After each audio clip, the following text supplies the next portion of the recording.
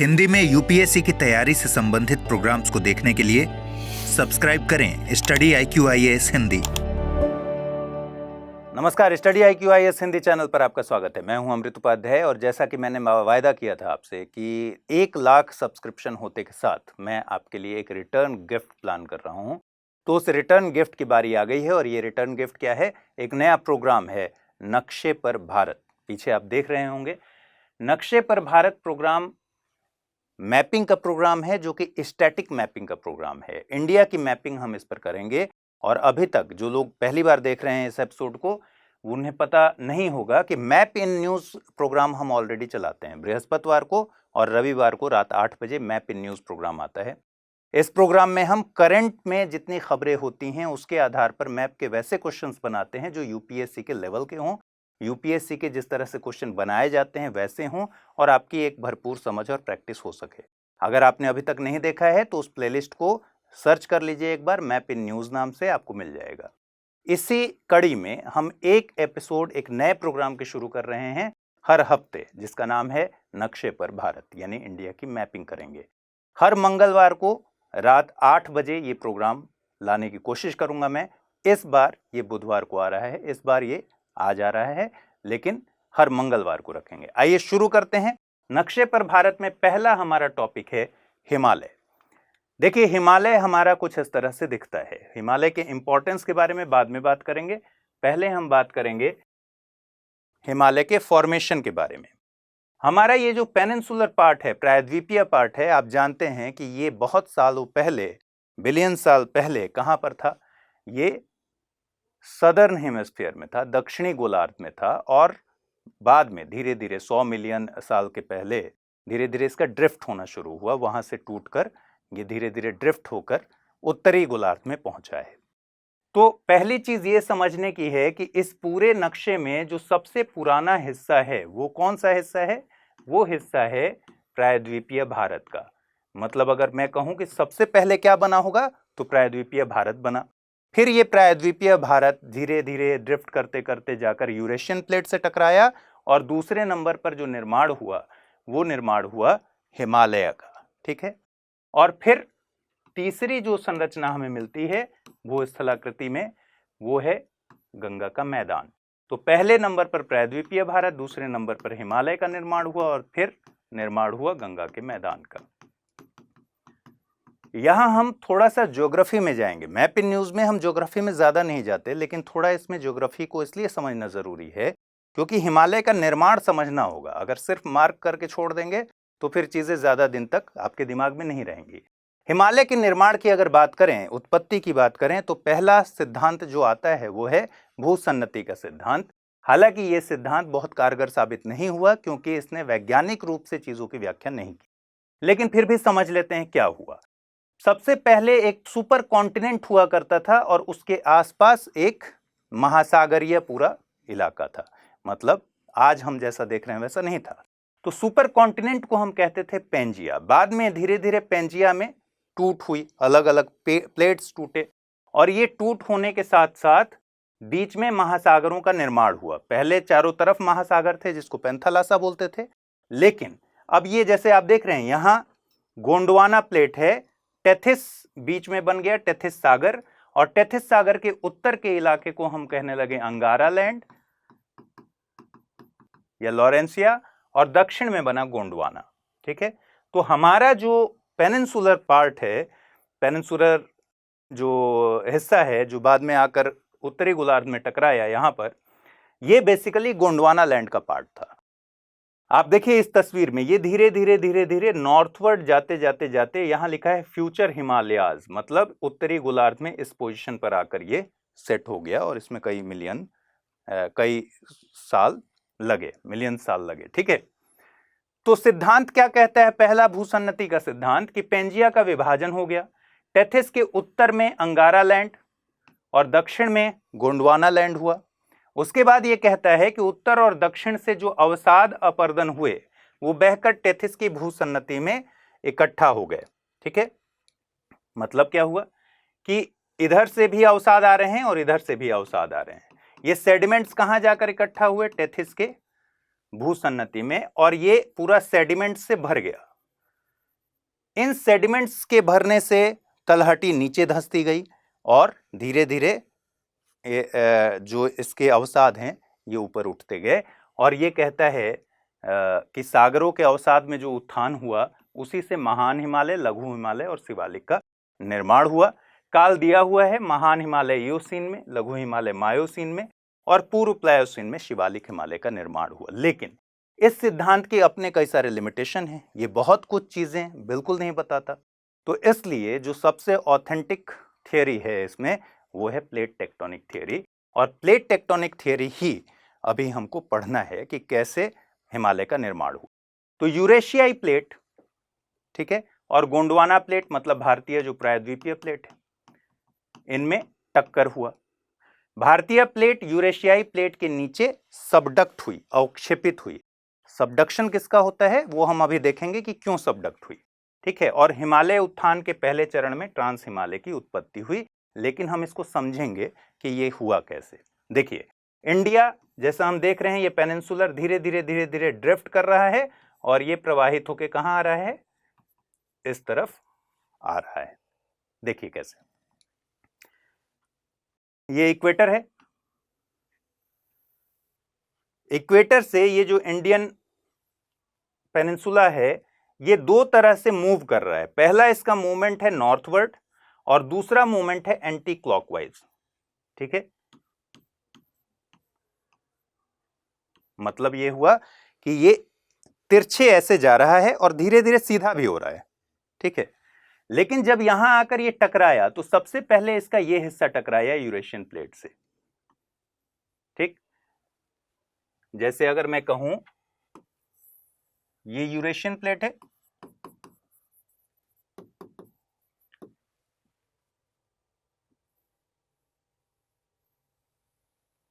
तो कुछ इस तरह से यहां पर ये पहले टकराया। और क्योंकि ये एंटी क्लॉकवाइज मूवमेंट भी चल रहा है तो धीरे धीरे ये सीधा होते होते इसको इस तरीके से मीट कर गया, मिल गया, ठीक है। ये टकराहट हुई ये, और इस तरह से चीजें बननी शुरू हुई। आइए देखते हैं, सबसे पहले हमें क्या जानना है। अब शुरू करते हैं क्लास। ये तो हो गया इंट्रोडक्शन, ठीक। ये क्लास थोड़ी सी लंबी होगी, बहुत धैर्य के साथ देखना है आपको, और एक बार इसको समझ जाएंगे तो फिर फैक्चुअल जितनी जानकारियां हैं उनको हम देख लेंगे मैप पर। सबसे पहले हमें समझना है कि पर्वत कितने तरह के होते हैं, पर्वत कितने तरह के होते हैं, फिर हम समझेंगे कि कैसे कैसे बने हुए हैं और हिमालय इसमें कहाँ ठहरता है, तब जाकर हमारी क्लैरिटी बनेगी। पर्वत को अगर हम पढ़ें तो चार तरह के पर्वत हम पढ़ते हैं। एक पर्वत है फोल्ड माउंटेन, जिसको आप कहते हैं वलित पर्वत। एक पर्वत हो गए ब्लॉक माउंटेन्स, ब्लॉक पर्वत, या इसी को फॉल्ट माउंटेन्स भी बोलते हैं। एक पर्वत हो गए ज्वालामुखी, वॉल्केनिक, ज्वालामुखीय पर्वत, जिसको आप वॉल्केनिक माउंटेन्स कहते हैं। और एक पर्वत हो गए अवशिष्ट, रेसिड्यूअल या फिर डिसेक्टेड। डिसेक्टेड मतलब कटे फटे और टूटे फूटे, और अवशिष्ट मतलब रेसिड्यूअल जो बचे हुए हैं, बहुत साल पुराने हैं, वो धीरे धीरे अपर्दन हुआ लेकिन अभी भी कुछ कुछ बचे हुए हैं। जैसे अरावली अवशिष्ट पर्वत का उदाहरण है, अरावली ओल्ड फोल्ड माउंटेन्स का भी उदाहरण है। तो ये चार तरीके के पर्वत हो गए। हम इन चारों में नहीं जा रहे हैं, हम किस में जा रहे हैं, जहां हिमालय ठहरता है, ठीक है। हिमालय है फोल्ड माउंटेन का उदाहरण। और फोल्ड माउंटेन जब हम पढ़ते हैं तो उसमें भी दो कैटेगरी पढ़ते हैं। पहला पढ़ते हैं पुराने ओल्ड फोल्ड माउंटेन्स, और दूसरा पढ़ते हैं young fold mountains. Fold mountains कई एपिसोड्स में बने हैं, 6-7 एपिसोड्स में ओल्ड फोल्ड माउंटेन्स का निर्माण हुआ है। मतलब जब पृथ्वी का क्रस्ट बना उस समय से ही फोल्ड माउंटेन्स का निर्माण शुरू हो गया, ठीक है। तो पृथ्वी का क्रस्ट मान के चलते हैं हम कि 3.5 बिलियन साल पहले बना, और 3.5 बिलियन साल से लेकर 0.5 बिलियन साल तक, मतलब लगभग 3 बिलियन साल के बीच में ओल्ड फोल्ड माउंटेन्स बनते रहे। कई एपिसोड्स में बने, ठीक है, 6-7 एपिसोड्स में बने। लेकिन हिमालय कहाँ है, हिमालय यंग फोल्ड माउंटेन्स का उदाहरण है, जो लगभग 65 मिलियन साल पहले बनना शुरू हुआ, ठीक है। और ये नंबर्स अलग अलग किताबों में, अलग अलग सोर्स में अलग अलग आपको मिल सकते हैं, उसमें बहुत घबराने की जरूरत नहीं है, आपको सिर्फ कॉन्सेप्ट पर ध्यान देना है। यंग फोल्ड माउंटेन की जब हम बात करेंगे तो अब बात करेंगे कि ये कैसे कैसे बन सकते हैं। देखिए, जब यंग फोल्ड माउंटेन बने तो उसमें फोल्ड कब पड़ेगा? फोल्ड पड़ेगा जब किसी चीज को दबाइएगा तो फिर वो बीच से मुड़ जाएगा। जैसे मान लीजिए आटा गूंथ कर रख दीजिए, आटा तो गूंथते होंगे, देखे होंगे या गूंथते होंगे, अगर बैचलर हैं तो गूंथते भी होंगे। मान लीजिए लंबा आटा ऐसे गोल करके रख दिए, ठीक है।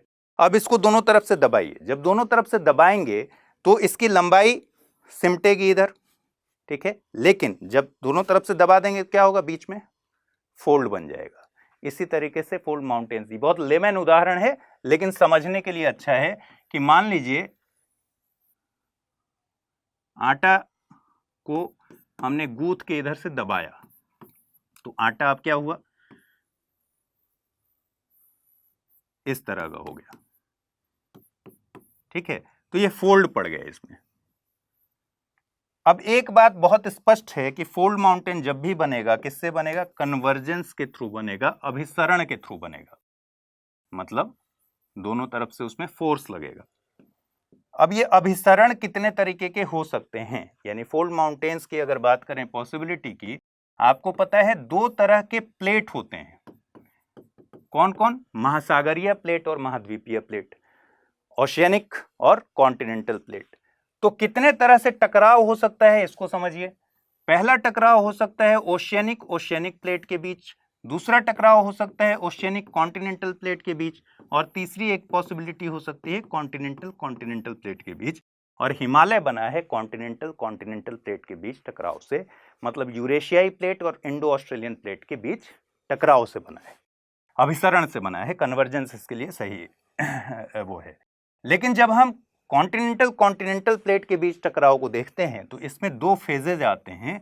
पहला स्टेज जो है उसमें पहले ओशियनिक कॉन्टिनेंटल प्लेट की टकराव होता है, क्योंकि हमने देखा कि जब इंडियन प्लेट अभिसरण कर रहा था, टकराव की स्थिति में आया, तो उसके सामने आपको एक टेथिस दिख रहा है जो कि महासागरीय हिस्सा है, और महासागरीय उसमें क्रस्ट होगा, ठीक है। तो ओशियनिक कॉन्टिनेंटल टकराव होगा पहले, धीरे धीरे ओशियनिक प्लेट खत्म होते जाएगा, ओशियनिक वाला हिस्सा, और स्टेज 2 पर हम देखेंगे कि ये कॉन्टिनेंटल टकराव हुआ। लेकिन इसको समझने के लिए हम जरा सा देखते हैं कि कैसे ये हुआ। अब यहां से हम देखेंगे कि बना कैसे हिमालय। देखिए, ये पता है आपको, यहां से लेकर ये जो पूरा हिस्सा दिख रहा है इसको हम बोलते हैं लिथोस्फीयर। लिथोस्फीयर में क्या क्या आता है? क्रस्ट, जो बहुत पतला सा लेयर जो ये दिख रहा है इसको कहते हैं क्रस्ट, ठीक है। अब ये क्रस्ट और अपर मेंटल का हिस्सा बना के मिलकर बनता है लिथोस्फीयर। और ये किस पर है? एस्थेनोस्फीयर पर। एस्थेनोस्फीयर एक सेमी सॉलिड स्टेटस में है। इसलिए है क्योंकि यहां का तापमान इतना नहीं है कि यहां की चट्टानों को पूरी तरह मेल्ट कर दे, ठीक है। इसीलिए सेमी सॉलिड में है, मतलब उस थ्रेशोल्ड पर है जहां पार्शियली चट्टानें पिघल रही हैं लेकिन पूरी तरह से नहीं पिघल रही हैं, तो सेमी सॉलिड स्टेज पर है। और इस तरह से है जैसे जेली होता है, तो उस पर किसी चीज को आप अगर रख दीजिए तो वो ड्रिफ्ट करेगा इधर उधर, ठीक है। तो इसी तरीके से लिथोस्फीयर ड्रिफ्ट कर रहा है एस्थेनोस्फीयर के ऊपर। अब देखिए, ये जो हिस्सा है ये है टेथिस का, टेथिस हिमालय का, टेथिस जो महासागरीय प्लेट है उसका हिस्सा है, और इसके इधर अपना पेनिनसुला का प्लेट है, ठीक है। तो पेनिनसुला और यहां यूरेशिया हो गया, ये वाला यूरेशियन प्लेट हो गया। यूरेशियन प्लेट और पेनिनसुलर प्लेट के बीच टकराहट के बीच में सबसे पहले ओशियनिक प्लेट है जो वो सबडक्ट करेगा। सबडक्ट कैसे करेगा? देखिए,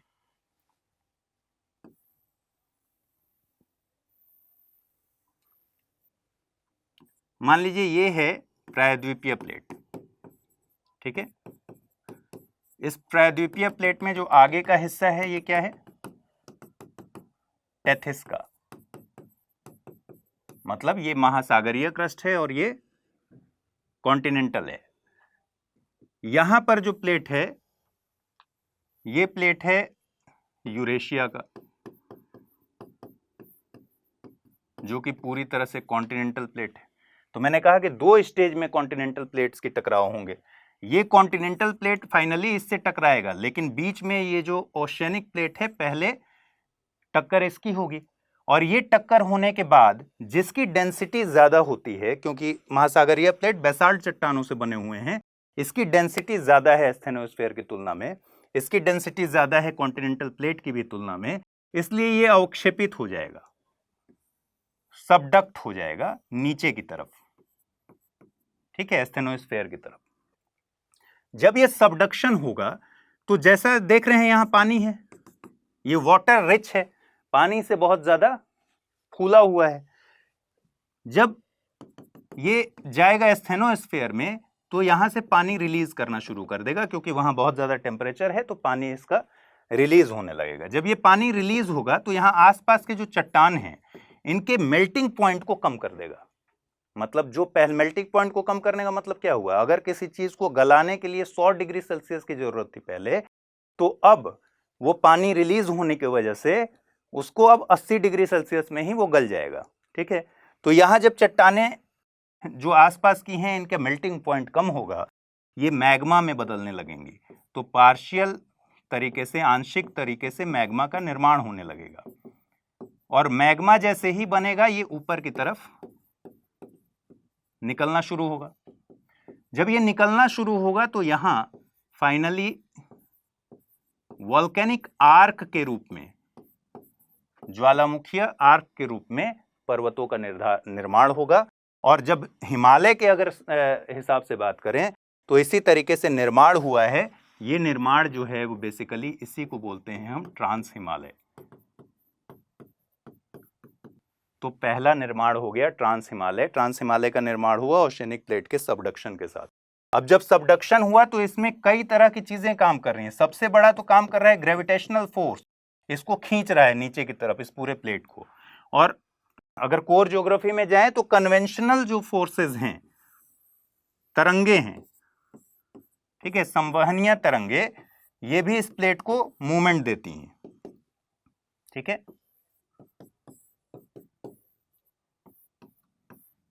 संवहनीय तरंगे इन दोनों प्लेट्स को मूवमेंट देती हैं, तो ये प्लेट इस वजह से भी आगे की तरफ जा रहा है। जैसे जैसे यहां पर इस वाली जगह का डिस्ट्रक्शन होते जाएगा, विनाश होते जाएगा, और ये आगे की तरफ चलते जाएगा, ठीक।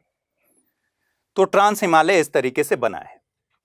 देखिए यहां सबडक्शन हुआ ओशियनिक लिथोस्फीयर का, जो कि टेथिस वाला हिस्सा है, और ये सबडक्शन होने के बाद यहां पर water driven from subducting slabs, यहां से पानी निकला, और पानी निकलने के साथ यहां पार्शियल मेल्टिंग शुरू हुआ, और यहां मैग्मा का जनरेशन हो गया, मैग्मा चैम्बर्स बन गए, और इससे पर्वत ज्वालामुखीय पर्वत बन गए, और यही ज्वालामुखीय कॉन्टिनेंटल वोल्केनिक आर्क है ट्रांस हिमालय।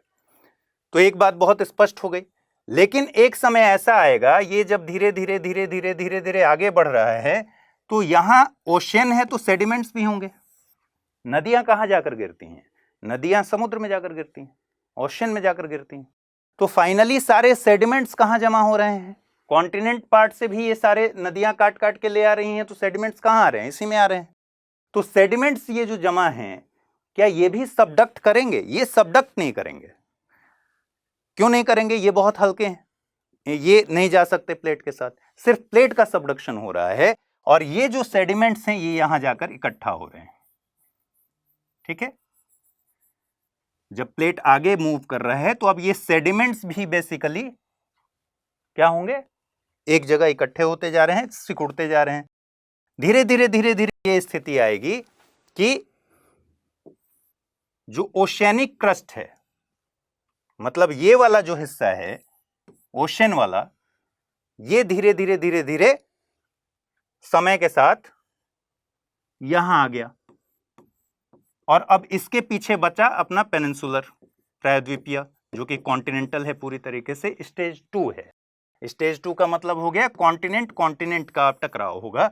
सीधे प्लेट्स जो टकराएंगी वो इंडियन प्लेट और यूरेशियन प्लेट अब जाकर टकराएंगी, क्योंकि जो टेथिस वाला हिस्सा है वो धीरे धीरे सबडक्ट कर गया और एक समय के बाद ये यहां से टूट जाएगा, टूटकर खत्म हो जाएगा। ठीक है, तो अब बच गया इन दोनों के बीच टकराहट। जब इन दोनों के बीच टकराहट होगी तो हमको क्या पता है कि यहां पर सेडिमेंट्स बहुत ज्यादा इकट्ठा हैं। ये सेडिमेंट्स क्या होंगे, ये सेडिमेंट्स अब फोल्डेड हो जाएंगे। ठीक है, अब ये सेडिमेंट्स में जब फोल्ड पड़ेगा तो एक नई सीरीज बनेगी और वो सीरीज बनेगी यहां। ये सेडिमेंट्स हैं पूरे। ठीक है, ये सेडिमेंट्स धीरे धीरे धीरे धीरे, जब मैं एक और इमेज ले लेता हूं इसके लिए,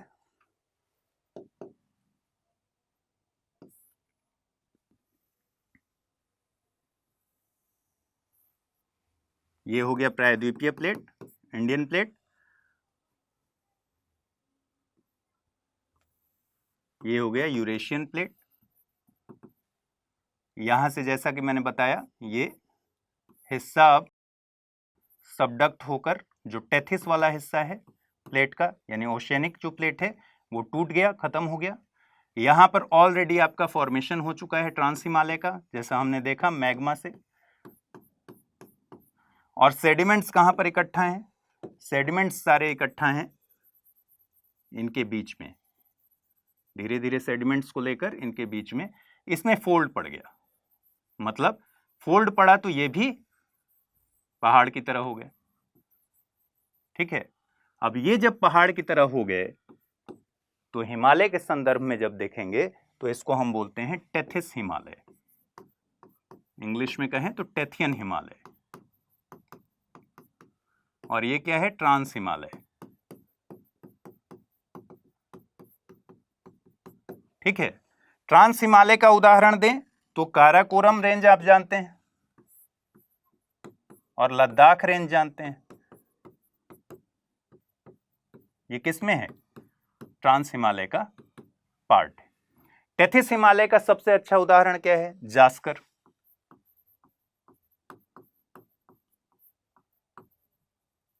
अब आप एक बात बताइए, इन दोनों में चट्टानों की प्रकृति क्या होगी। यहां वॉल्केनिक आर्क बना हुआ है, यानी यहां कौन सी चट्टानें मिलेंगी, यहां मिलेंगी ग्रेनाइट और नीस। आग्नेय चट्टानें मिलेंगी ना, यहां आग्नेय और रूपांतरित चट्टानें मिलेंगी। आग्नेय मिलेंगी ग्रेनाइट चट्टानें, बाद में उनका जब रूपांतरण होगा तो नीस में बदल जाएंगी, तो मुख्य तौर पर यहां ग्रेनाइट और नीस चट्टानें मिलेंगी। लेकिन यहां कौन सी चट्टानें मिलेंगी, यहां मिलेंगी आपको जिसमें फॉसिल्स होंगे। क्यों, जीवाश्म क्यों होंगे, क्योंकि ये क्या है, सेडिमेंट है, और सेडिमेंट्स समुद्री सेडिमेंट है, समुद्र के ही मलबा एक जगह इकट्ठा हुआ है, तो इसलिए यहां पर आपको अवसादी चट्टानें मिलेंगी जिसमें जीवाश्म मिलेंगे। अवसादी चट्टानें मिलेंगी, अवसाद के फोल्ड से बने हुए हैं। तो यहां तक बहुत क्लियर हो गया, दो सीरीज बन गई। अब क्या होगा, सेडिमेंट्स वाला पार्ट तो भाई अब पूरा हो गया, कंप्रेस हो गया। अब क्या उठेगा, ठीक है, प्लेट तो लगातार इधर मूव कर ही रहा है, आपको पता है प्लेट्स का तो मूवमेंट हो ही रहा है, अभी भी हो रहा है। कल ही दिल्ली में जो भूकंप आया आज रात में, आपको पता है कि भूकंप आते क्यों हैं, सिस्मिक जोन क्यों है यहाँ पर, क्योंकि प्लेट्स अभी भी लगातार मूवमेंट कर रहे हैं, इसीलिए भूकंप बन रहे हैं। फॉल्ट के बारे में अभी हम पढ़ेंगे और किस तरीके से भूकंप आ रहे हैं। इससे क्या पता चलता है कि अभी भी ये क्रिया चल रही है। तो प्लेट्स का मूवमेंट अभी भी हो रहा है। जब प्लेट्स का मूवमेंट हो रहा है तो अब जाकर ये पेनिनसुलर जो क्रस्ट है और जो लिथोस्फीयर है, पेनिनसुलर जो लिथोस्फीयर है, ये अब इसमें मुड़ना शुरू होगा। ठीक है, अब जाकर प्रायद्वीपीय हिस्सा मुड़ना शुरू होगा। और आपको पता है प्रायद्वीपीय हिस्सा कब बना है, अरावली इसी प्रायद्वीपीय हिस्सा पर है जो खुद 2.3 बिलियन साल पहले बना हुआ है। ये बहुत पुराने, बहुत रिजिड, ठीक है, चट्टाने हैं इसमें। तो अब जब इनमें फोल्ड पड़ेगा तो बहुत ऊंचा एक पर्वत खड़ा होगा, और ये पर्वत कौन सा पर्वत है? यही है ग्रेट हिमालय। ऐसे बना है महान हिमालय। तो 3 आप पढ़ चुके। ट्रांस हिमालय कैसे बना? वॉल्केनिक आर्क के जरिए। फिर बना टेथिस हिमालय, जो कि जास्कर है बेसिकली, ये सेडिमेंट्स के फोल्ड से बना। और जब ये सेडिमेंट्स के फोल्ड से बना तो यहां इन दोनों के बीच में जो गैप देख रहे हैं आप, यहीं पर एक सूचर जोन बन गया, ठीक है। सूचर जोन मतलब दोनों के बीच में, अब ये तो इस यूरेशियन प्लेट की तरफ दिख रहा है आपको, और ये सेडिमेंट्स दिख रहा है। तो बीच का जो यहां सूचर जोन बना, इसको हम बोलते हैं ITSZ, ITSZ, Indus Tsangpo suture zone, ठीक है। इसी में इंडस नदी बहती है और सांगपो नदी बहती है, वो आगे हम मैप में देखेंगे, ठीक। तो ITSZ यहां बन गया है।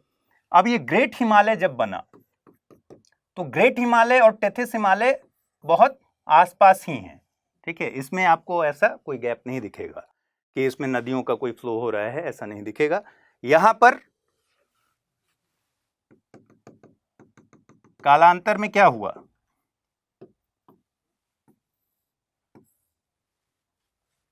लगातार आप प्रेशर डालिए, ठीक है, किसी भी चीज पर लगातार। लकड़ी एक लीजिए और लकड़ी को दीवार के सहारे ऐसे टिका के, हल्का लकड़ी लीजिएगा, लठ मत लीजिएगा, लकड़ी को हल्का टिका के उस पर प्रेशर बनाते जाइए, ठीक है। खूब प्रेशर लगाइए, और प्रेशर लगाते लगाते आप देखेंगे बीच से चटक जाएगा, ठीक है, टूट जाएगा बीच से, मतलब दरार पड़ जाएगी। या किसी भी चीज को आप अगर ऐसे देखें कि प्रेशर लगाते होंगे आप, टूटता ही होगा ऐसे। लेकिन मान लीजिए कोई भी चीज थोड़ा जिसमें टूटने की जहां कमजोर एरिया है वहां से चीजें टूट जाती हैं जब ज्यादा प्रेशर लगता है। तो ज्यादा प्रेशर लगेगा जब, तो यहां से एक फॉल्ट बन जाएगा, दरार पड़ जाएगी, और इस दरार को हम कहते हैं मेन सेंट्रल थ्रस्ट, MCT। तो ग्रेट हिमालय के तुरंत बाद एक दरार चटक गया, वहां पर फॉल्ट बन गया, और इसको क्या कहते हैं? मेन सेंट्रल थ्रस्ट या मेन सेंट्रल फॉल्ट कहते हैं। अब जब ये फॉल्ट बन गया तो आप सोचिए कि अब नए सिरे से एक प्लेट ये हो गया और एक प्लेट इधर हो गया। भाई जहां से दरार पड़ गया, अब नए सिरे से वहां फोल्डिंग होगा। जो फोल्डिंग यहां हो रहा था वो फोल्डिंग यहीं से होने लगा। तो यहां एक और पैरेलल माउंटेन्स खड़ा हो गया समय के साथ, और ये माउंटेन कौन सा है? ये है लघु हिमालय। ये प्रक्रिया चल रही है, ठीक है। यहां पर लगातार क्या हो रहा है? फॉल्ट बनते जा रहे हैं। जब मेन सेंट्रल थ्रस्ट बना, फिर यहां से चटक गया ये, और यहां पर 2 चीजें हुई। क्या क्या चीजें हुई? पहली चीज ये हुई कि ऑलरेडी इस पर इतना ज्यादा प्रेशर आ चुका है, लेसर हिमालय तक बन चुका है, ऑलरेडी इतना ज्यादा दबाव हो गया कि जब आप किसी चीज पर बहुत ज्यादा भार रख देंगे तो वो क्या होगा? ऐसे हो जाएगा।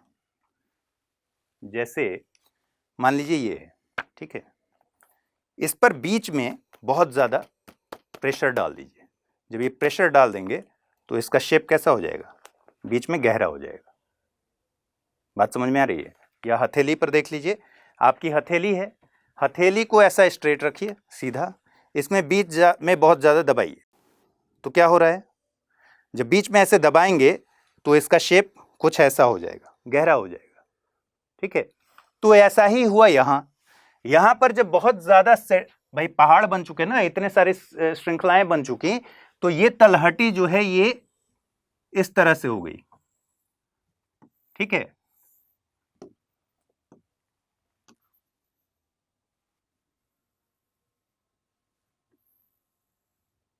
ये तलहटी इस तरीके से हो गई। अब इस तलहटी में इधर पेनिनसुलर नदियां जो हैं ये ले आकर मलबा जमा कर रही हैं, यहां से ले आकर मलबा जमा कर रही हैं, तो यहां मलबा भर रहा है। और पहाड़ की जो नदियां हैं, जो पूर्ववर्ती नदियां हैं, वो यहां मलबा जमा कर रही हैं। अब ये दोनों तरफ से ये पूरा मलबा जमा हो गया, ठीक है। जब दोनों तरफ से पूरा मलबा जमा हो गया, इसी को हम कहते हैं क्या, फोरडिप या अग्रगर्त, ठीक है। तो जब ये मलबा जमा हो गया और यहीं पर एक फॉल्ट आ गया, जैसा हम जानते हैं ग्रेट हिमालय के बाद एक फॉल्ट बना, उसको क्या कहते हैं, एमसीटी। लेसर हिमालय के बाद एक फॉल्ट बन गया जिसको हम कहते हैं एमबीटी, मेन बाउंड्री थ्रस्ट या मेन बाउंड्री फॉल्ट। तो अब नए सिरे से यहां फिर फोल्ड होगा, और ये फोल्ड अब किस चीज का होगा, जैसे ही हमने इसको दबाया, ये तलहटी ऐसे हो गई, तो दोनों तरफ से पानी घुसने का जगह हो गया, ठीक है। अब ये इसमें दोनों तरफ से पानी घुस गया। दोनों तरफ से पानी कहां कहां से घुसेगा, हमको पता है, एक तरफ क्या है, अरब सागर, और दूसरी तरफ बंगाल की खाड़ी। तो अरब सागर और बंगाल की खाड़ी दोनों तरफ से इसमें पानी घुस गया, तो एक तरीके से मरीन इकोसिस्टम हो गया। और नदियां लगातार इधर से भी और इधर से भी पानी इसमें बहते जा रही हैं, बहाते जा रही हैं, तो इस पूरे रीजन में धीरे धीरे फ्रेश वाटर का इकोसिस्टम भी डेवलप हो गया। मतलब अब जब फोल्ड बना तो ये पूरा सिस्टम ऐसा एक पर्वत का निर्माण हुआ जिसको हम कहते हैं शिवालिक। शिवालिक में कैसे पता चला कि यहां पर फोरडिप हो गया, अग्रभाग बना, कैसे पता चला कि यहां पर इसी तरह से हुआ होगा। ज्योग्राफी क्या चीज है, हम आज के घटनाओं को या एविडेंसेस को देखते हैं और अनुमान लगाते हैं कि पहले क्या हुआ होगा, ठीक है। ऐसा नहीं है कि पहले क्या हुआ उसके आधार पर आज को तय करें। तो फिर इसमें हमको मिले वही अवसादी चट्टानें, सेडिमेंट्स वाली चट्टानें, और इसमें हमें फॉसिल्स मिले, जीवाश्म मिले, कुछ मरीन इकोसिस्टम के और कुछ फ्रेश वाटर इकोसिस्टम के, जिससे हमने अनुमान लगाया कि ऐसा हुआ होगा कि इसमें बंगाल की खाड़ी से और अरब सागर से पानी भरा होगा, मरीन इकोसिस्टम डेवलप हुआ होगा, और पेनिनसुलर पार्ट से और पहाड़ के पार्ट से जो नदियां आ रही हैं लगातार, तो फ्रेश वाटर इकोसिस्टम बाद में डेवलप हो गया होगा। इसीलिए यहाँ दोनों तरह के जीवाश्म मिलते हैं। और जो बचा हुआ हिस्सा है, यही बचा हुआ हिस्सा जो है फोरडिप का, इसको कहते हैं गंगा का मैदान। गंगा का मैदान है, ठीक है। तो इसमें अब एक और फॉल्ट बन गया है, इस फॉल्ट को कहते हैं HFF, हिमालयन फ्रंट फॉल्ट। जब हिमालयन फ्रंट फॉल्ट बन गया है और उसके बाद गंगा का मैदान है, तो सोचिए कि आने वाले समय में क्या इसकी संभावना है या नहीं कि धीरे धीरे यहाँ फिर से फोल्डिंग होगी और धीरे धीरे एक और माउंटेन रेंज हमको मिलेगा। हमारी जिंदगी में नहीं मिलेगा, क्योंकि इस पूरी क्रिया में कई मिलियन साल लग जाते हैं, ठीक है। लेकिन आगे आने वाले समय में निश्चित है कि अगर यही प्रक्रिया चल रही है, प्लेट्स इसी तरीके से जैसे कल का भूकंप बता रहा है रात का, तो तय है कि लगातार प्लेट्स का अभिसरण हो रहा है, कन्वर्जेंस हो रहा है, और आने वाले समय में ये माउंटेन रेंज बनेंगे। तो मेरे ख्याल से ये आपको समझ आ गया होगा। मैं एक फ्रेश उस पर, अगर आप कहें, या कि तस्वीरों से देख लेते हैं, ठीक है। देखिए, जैसा कि मैंने बताया, एक बार फिर से रिवाइज कर लेते हैं थोड़ा सा, कि ये कॉन्टिनेंटल क्रस्ट और ये लिथोस्फीयर है, ठीक है। ये स्टेनोस्फीयर पर चल रहे हैं। सबडक्शन किसका होता है, ओशियनिक क्रस्ट का, जो कि यहां जाकर टूट गया, और फिर फाइनली ये माउंटेन रेंज बना हुआ है जो ट्रांस हिमालय का माउंटेन रेंज है। फिर उसके आगे एक माउंटेन रेंज बना, ये हो गया आपका प्रायद्वीपीय प्लेट, जो कि इंडो प्लेट है, भारत वाला। ये है यूरेशियन प्लेट, ठीक है। यहां ट्रांस हिमालय बन गया।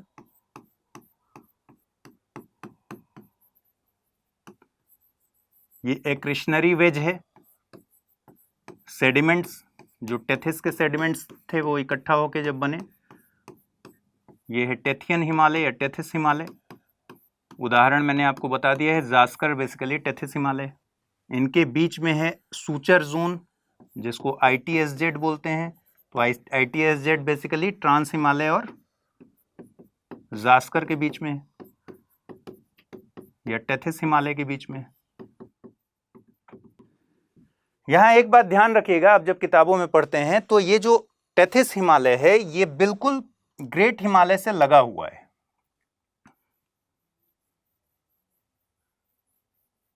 ये महान हिमालय है या ग्रेट हिमालय। टेथिस हिमालय बिल्कुल इसकी पीठ पर है।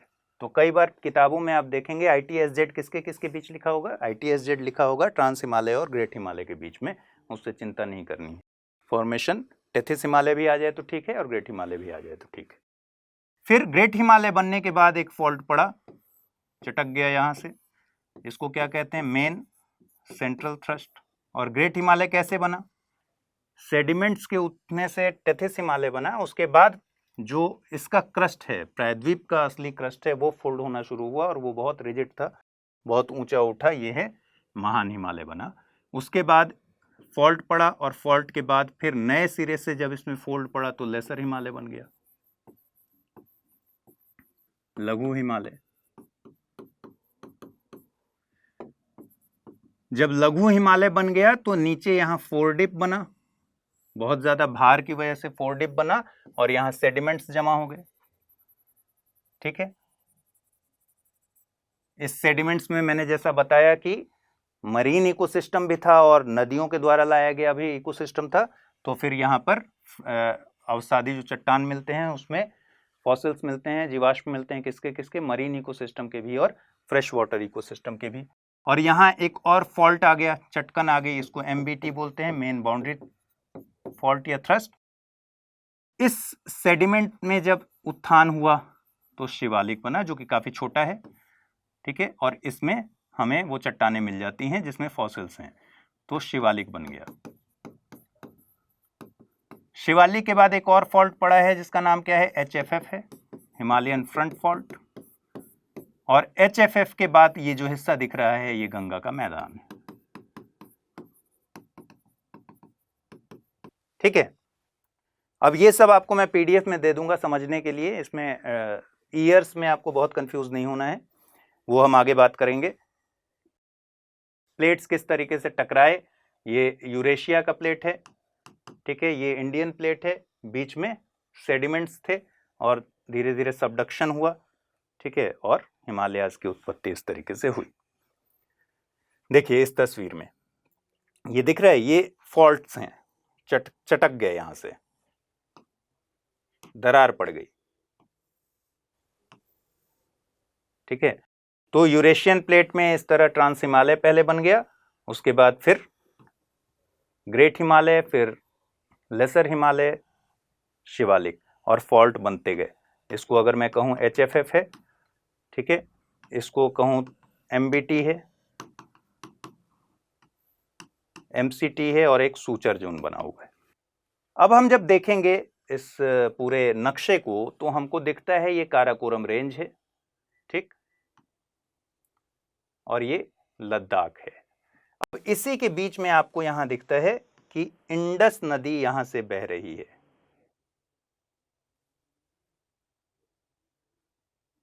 इंडस रिवर बह रही है किससे, ITSZ से, इंडस सांगपो सूचर जोन से। देखिए लद्दाख रेंज, काराकोरम और लद्दाख ट्रांस हिमालय का हिस्सा है, और ये टेथिस हिमालय है, जास्कर। तो इन दोनों के बीच में ITSZ है, जिसमें इधर इंडस नदी बह रही है और इधर कौन सी नदी बह रही है, सांगपो रिवर बह रही है। तो ये हिमालय के बिल्कुल समानांतर ITSZ है, उसी में बहते हैं। ठीक है, अब जास्कर के बाद ग्रेट हिमालय शुरू होता है, जो कि कॉन्टिन्यूअसली दिखता है हमें पाकिस्तान से लेकर और अरुणाचल तक, या कि उसके सिंटेक्सियल बैंड है तो नीचे तक, ठीक है, सदर्न तक, जो पूर्वांचल हिस्सा बोलते हैं हम। उसके बाद लघु हिमालय है जो डिसकनेक्टेड है,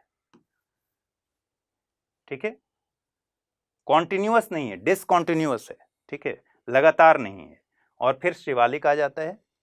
तो ये इस तरीके से हमारा पूरा हिमालय बना है। आज के जो पूरे क्लास का मकसद था, पहले तो हम ये समझ लें कि हिमालय का फॉर्मेशन कैसे हुआ है, और उसके बाद हम समझेंगे कि इसमें दर्रे कहाँ कहाँ पर हैं, ट्रांस हिमालय की क्या प्रॉपर्टी है, ग्रेट हिमालय की क्या प्रॉपर्टी है, ठीक है, लघु हिमालय की क्या प्रॉपर्टी है, इन सब चीज़ों को समझेंगे और उसके बाद देखेंगे कि इसमें मेन चीज़ें हमें एग्जाम के लिहाज से क्या समझना है। देखिए, पर्वत श्रेणियों के निर्माण के साथ ही कुछ थ्रस्ट्स का निर्माण हुआ है और ये निर्माण जैसे मैंने उसमें बताया, ट्रांस हिमालय बना पहले, उसके बाद ITSZ बना, फिर महान हिमालय बना, फिर MCT मेन सेंट्रल थ्रस्ट, मध्य हिमालय या फिर लेसर हिमालय, लघु हिमालय, इसके बाद MBT बना मेन बाउंड्री थ्रस्ट, फिर शिवालिक हिमालय बना और HFF बना, यानी क्या हुआ, हिमालयन फ्रंट फॉल्ट। और उसके बाद का जो फोर डीप का हिस्सा है, अग्रभाग का हिस्सा है, वो है मैदान। ठीक, अब देखिए भारतीय हिमालय के कुल क्षेत्रफल के, भारतीय हिमालय जो है भारत के कुल क्षेत्रफल के 16.2% भाग यानी लगभग 5 लाख स्क्वायर किलोमीटर से अधिक में विस्तृत है। तो ये कुछ फैक्चुअल जानकारियां आपको पता होनी चाहिए। लंबाई इसकी लगभग 2500 किलोमीटर है, चौड़ाई पश्चिम में औसतन 500 किलोमीटर है, जबकि पूर्व में 320 किलोमीटर है। ठीक है, 11 राज्यों या यूटी में विस्तृत है ये। जम्मू कश्मीर, लद्दाख, हिमाचल प्रदेश, उत्तराखंड, सिक्किम, अरुणाचल, मेघालय, नागालैंड, त्रिपुरा, मिजोरम और मणिपुर। ठीक, संपूर्ण हिंदकुश हिमालय क्षेत्र की बात करें तो 3500 स्क्वायर किलोमीटर में है, और अगर इंडिया की बात कर रहे हैं तो लगभग 2500 किलोमीटर, स्क्वायर किलोमीटर नहीं सॉरी, इंडियन हिमालय की बात करें तो लंबाई 2500 किलोमीटर है, लेकिन संपूर्ण हिंदकुश हिमालय क्षेत्र की बात करेंगे तो ये लगभग 3500 किलोमीटर में विस्तृत है। इसमें अफगानिस्तान भी आ जाता है, पाकिस्तान भी आ जाता है, चीन आ जाता है, नेपाल आ जाता है, भूटान, म्यांमार और बांग्लादेश शामिल है। कुल क्षेत्र इसका अगर देखें तो 43 लाख स्क्वायर किलोमीटर का क्षेत्र है। भारतीय हिमालय में 30 से ज्यादा पर्वत चोटियां हैं जिनकी ऊंचाई 7000 मीटर से अधिक है। एवरेज ऊंचाई जो ग्रेटर हिमालय के दुनिया के सबसे टॉलेस्ट पर्वत श्रेणियों में हिमालय है। ठीक है, इससे ज्यादा ऊंचे पर्वत श्रेणी नहीं मिलते। तो जो एवरेज ऊंचाई है वो 6000 मीटर से ग्रेट हिमालय की ज्यादा है। ठीक है, तो कई सारी चोटियां, 30 से ज्यादा पर्वत चोटियां ऐसी भी हैं जिनकी ऊंचाई 7000 मीटर से ज्यादा है। औसत ऊंचाई अगर देखें तो 6000 मीटर से अधिक है, और जब भी ऐसी बात करते हैं वो समुद्र तल से होता है, ये ध्यान रखना है। एलिवेशन जो हम देखते हैं वो समुद्र तल से होता है। हिमालय तृतीयक क्रम चट्टान है, टर्शियरी सिस्टम का हिस्सा है। ठीक है, आपके लिए अब एक सवाल है, एक और चीज मैं बता दूं आपको जो आगे के क्लासेस में काम आएगा। जब हमारा यूरेशियन प्लेट से टक्कर हुआ तो सबसे पहले जो टक्कर हुआ है वो वेस्टर्न पार्ट का हुआ है। ठीक है, वेस्टर्न पार्ट का सबसे पहले टक्कर हुआ। अब आप एक देखेंगे कि जैसे इसको मानिए दरवाजा, तो दरवाजा एक तरफ से जुड़ा रहता है चौखट से। ठीक है, अब जब दरवाजा चौखट से जुड़ा हुआ है तो ये मान लीजिए गेट है और इस तरफ इसका चौखट होगा। ठीक है, तो अब जब इसको बंद करेंगे आप, मान लीजिए ये ऐसे लगा हुआ है और ये दरवाजा खुला हुआ है, अब इसको बंद करेंगे तो क्या होगा, जब बंद करेंगे तो इधर कंप्रेशन का फोर्स काम करेगा, इधर दबेगा, और यहां पर टेंशनल फोर्स काम करेगी। मतलब ऐसे जब करेंगे इसको तो यहां पर इस तरफ फोर्स काम करेगा और यहां पर ऐसे फोर्स काम करेगा। ये अभी के लिए समझ लीजिए, अगली क्लास में इससे जुड़ी हुई कुछ बातें करेंगे। ठीक है, आपके सामने कुछ सवाल मैं छोड़ के जाता हूं। जैसे पहला सवाल ये है कि अगर हमें एवरेस्ट की चढ़ाई करनी है, और चीन की तरफ से भी लोग एवरेस्ट जा सकते हैं, नेपाल की तरफ से भी जा सकते हैं, किधर से चढ़ाई करनी ज्यादा आसान है? पहला चीज तो ये है। दूसरी चीज है कि वेस्टर्न हिमालय ज्यादा चौड़ा क्यों है, ईस्टर्न हिमालय कम चौड़ा क्यों है, ये भी बात है। एक और बात यह कि सिंटैक्सियल बैंड क्या है, हम क्यों देखते हैं कि यहां सिंटैक्सियल बैंड पड़ा हुआ है, यानी हिमालय में सिंटैक्सियल बैंड या पिन की तरह से बैंड, हेयर पिन बैंड जिसको बोलते हैं, वो क्यों पड़ा? तो ये कुछ ऐसे सवाल हैं जिन पर हमें विचार करने हैं, जो कि हम अगले एपिसोड में इस पर विचार करेंगे। ठीक है, अगर मैं इन सारे सवालों को में से कुछ लिख दूं अगर आपके सामने, तो पहला सवाल तो ये है जिसका जवाब आपको देना है कि अगर मुझे एवरेस्ट की चढ़ाई करनी है तो कहां से चढ़ें? चीन की तरफ से ज्यादा आसान है या नेपाल की तरफ से ज्यादा आसान है? और अगर ये किसी एक तरफ से ज्यादा आसान है तो उसकी वजह क्या है? दूसरी बात कि हिमालय की ऊंचाई इतनी ज्यादा क्यों है जो दुनिया में बाकी कहीं नहीं दिखती? ठीक है। तीसरी बात, सिंटैक्सियल बैंड क्यों पड़े या हेयर पिन बेंड जो है हिमालय में क्यों दिखता है? तो ये कुछ सवाल हैं जिनको हमें डील करना है, लेकिन उसके पहले मैं आपको एक सवाल दे भी देता हूं जो आप बताइएगा। सवाल ये है कि हिमालय निर्माण की संपूर्ण प्रक्रिया, ये मेंस के लिए सवाल है और दूसरा पीटी के लिए सवाल है। मेंस के लिए सवाल यह है कि हिमालय निर्माण की संपूर्ण प्रक्रिया को समझाने में प्लेट विवर्तनिक सिद्धांत किस सीमा तक सफल रहा है, विश्लेषण कीजिए। और दूसरा है पीटी के लिए सवाल कि प्लेट विवर्तनिक सिद्धांत के अनुसार भारतीय और यूरेशियाई प्लेट के बीच टक्कर के बाद हिमालय का निर्माण हुआ। इस टक्कर में यूरेशियाई प्लेट में उभार का कारण क्या है?